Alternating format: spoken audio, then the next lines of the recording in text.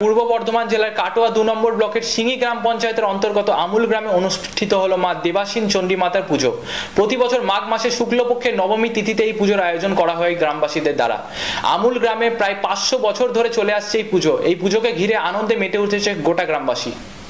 রবিবার পূর্ব বর্ধমান জেলায় কাটোয়া ২ নম্বর ব্লকের সিঙ্গি গ্রাম পঞ্চায়েতের অন্তর্গত আমুল গ্রামে মা দেবাসীন চণ্ডী মাতার পুজো অনুষ্ঠিত হলো। আপামর বাঙালি যখন শারদীয়ার উৎসবে মেতে, তখন আমুল গ্রামে দুর্গাপূজা হয় না। প্রতি বছর মাঘ মাসের শুক্লাপক্ষে নবমী তিথিতে দেবাসীন চণ্ডী মাতার পুজোর আয়োজন করা হয় আমুল গ্রামে।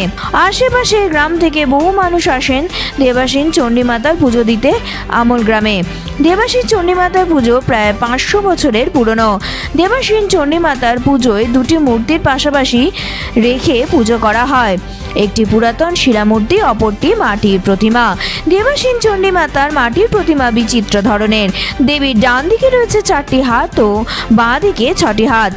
তার মধ্যে ডান দিকের একটি ও বাঁ দিকে ২টি হাত বড়, বাকি ৭টি হাত তুলনামূলক ছোট।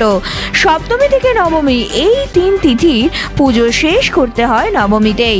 তবে একদিনের পুজো হলেও আচার মেনে উৎসব চলে ৪ দিনই। পুজো উপলক্ষে বসেছে একটি মেলা।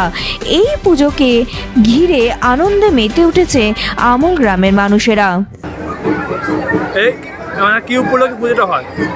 মহানন্দা নবমী উপলক্ষে হয়। সরস্বতী পুজোর ৫ দিন পরে যে নবমীটা হয়, ওই নবমীতে পুজোটা হয়। হ্যাঁ, বলছি এই পুজো সম্পর্কে কি ইতিহাস আছে বা জান? পুজো সম্পর্কে ইতিহাস, এই মাকে পাওয়া যায় আমাদের গ্রামের পশ্চিম দিকে দাসিন নালা বলে একটা নালা আছে।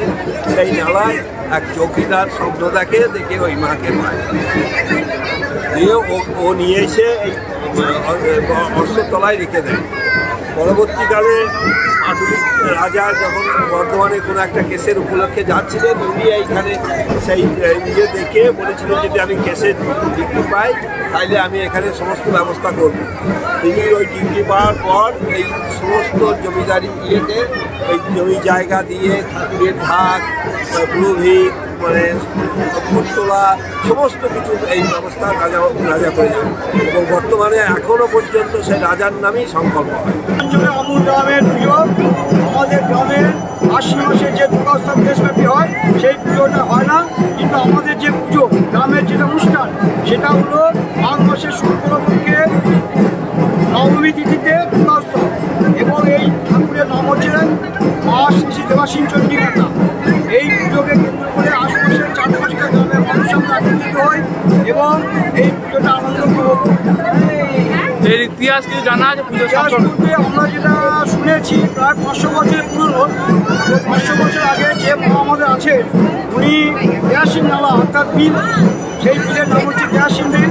সেই বিলটিকে স্বর্ণ দেন এবং আমাদেরই পরিবারের একজন সদস্যকে দিয়েছিলেন। উনি নিয়ে এসে এখানে প্রতিষ্ঠা করেছিলেন। পরবর্তী